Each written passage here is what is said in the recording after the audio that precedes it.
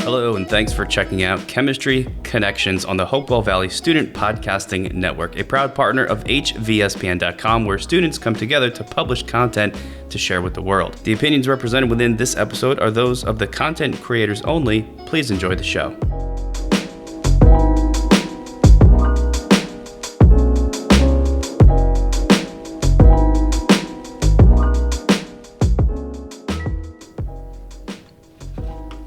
Welcome to Chemistry Connections. Our names are Shaan and Maharsh, and we are your hosts for episode number 4, called Chemistry of Nitrous in Engines.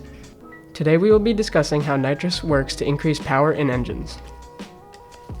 To understand how nitrous oxide works to increase the speed of a car, we must first understand the basics of a spark ignition engine. Most engines run a 4-stroke cycle, which the steps are intake, compression, combustion, and exhaust. In the intake step, oxygen and gas from the fuel tank enters the cylinder by means of the intake valve. The piston then compresses the gas and air, and a spark ignites the combination of gas and oxygen. This accounts for the compression and combustion steps of the cycle. The combustion forces the crankshaft to move, causing the engine to provide power to the car by converting the reaction's energy to mechanical energy. The remaining fuel and air are let out of the exhaust valve, completing the 4th stroke. Engines are powered by fuel and the amount of air that can be compressed. More fuel and air equals more power. Nitrous oxide is used in cars to help them to go faster and get the most power possible out of their engines. To understand a little bit about nitrous oxide, here's some background information.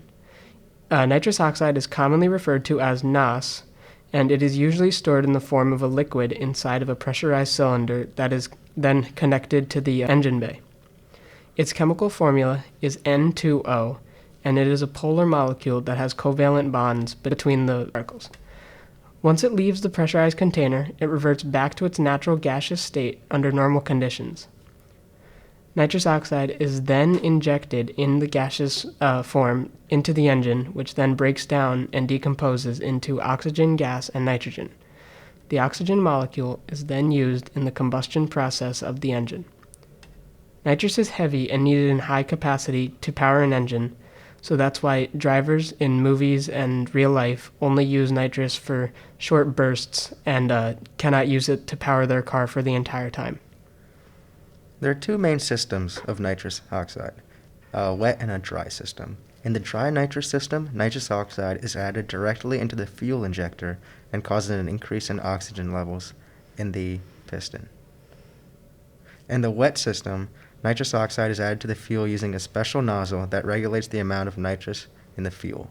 The wet nitrous system is more prone to backfires or flames shooting out the exhaust. To understand a little bit more about the chemistry behind how nitrous is used in engines, we must first understand that the reaction that takes place within the engine is a combustion reaction. So air is compressed and ignited within the engine, which drives the crankshaft and powers the car. The addition of nitrous oxide allows for more oxygen to enter the engine, and this increases the amount of fuel that can be let into the engine. More oxygen allows for more fuel, which then allows for more power to be outputted from the engine. As the nitrous oxide decomposes and is injected, it releases nitrogen and oxygen into the engine. However, the nitrous oxide only decomposes at very high temperatures, so the temperature must be increased in order for the oxygen to break away from the nitrogen and then be used in the reaction. This means that more oxygen is present to enter the engine and become part of the combustion reaction. The increase in oxygen gas also exerts pressure on the piston, causing it to drive the crankshaft. The reaction is very exothermic, meaning that heat is released, and heats up the engine block very quickly. Air entering the car from the front of the grille, as used in the reaction, not only is involved in the reaction, but also assists in cooling down the car from the heat. The reason why the reaction is so exothermic is the incredibly strong bond between nitrogen and oxide in the N2O molecule. The nitrogen oxide molecule needs to decompose into nitrogen and oxygen molecules in order to be used in the combustion reaction. Energy is required to break these bonds apart. The oxygen attached to the nitrogen in the N2O molecule is very unstable and has a very high bond energy. To break this bond, lots of energy is required to break it.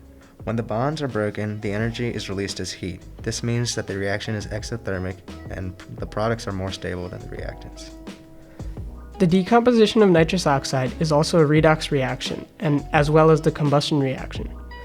Nitrous is an oxidizing agent, which means that the N2O molecule is reduced. This means that the molecule gains electrons in the reaction that takes place within the engine.